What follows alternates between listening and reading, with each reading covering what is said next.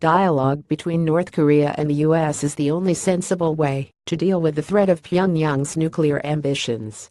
Yet after months of discussion, U.S. President Donald Trump is still not convinced. His response to Secretary of State Rex Tillerson's efforts to broker talks was met with the offhanded social media message that he was wasting his time trying to negotiate with the North's leader, Kim Jong-un. So incoherent of strategy is achieving only confusion.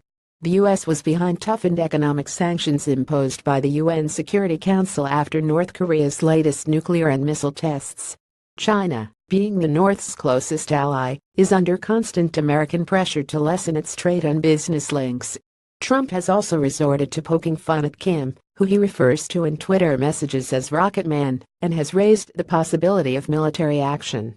But the president and his officials are not necessarily talking with the same voice, with Defense Secretary James Mattis, in testimony to the U.S. Senate Armed Services Committee last week, backing Tillerson's approach of diplomacy. A personal rift between Trump and Tillerson does not help.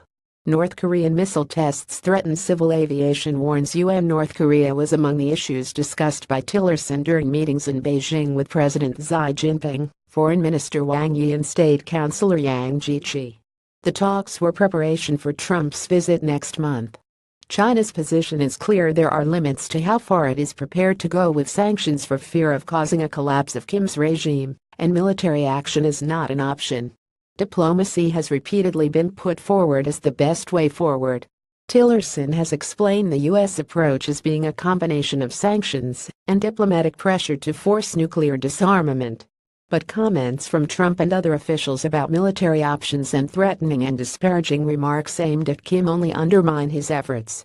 Trump's tweets that talking is not the answer harden the North's push for a nuclear deterrent.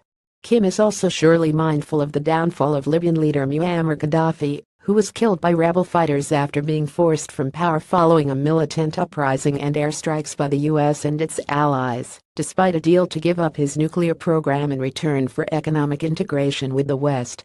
Kim has not indicated whether he is willing to talk to the U.S., but Pyongyang has long sought a peace treaty with Washington to end the Korean War. Reigniting such a conflict would have dire consequences for Koreans and Chinese. It is simply not an option. Sanctions have their limits, making dialogue the only viable goal for Trump.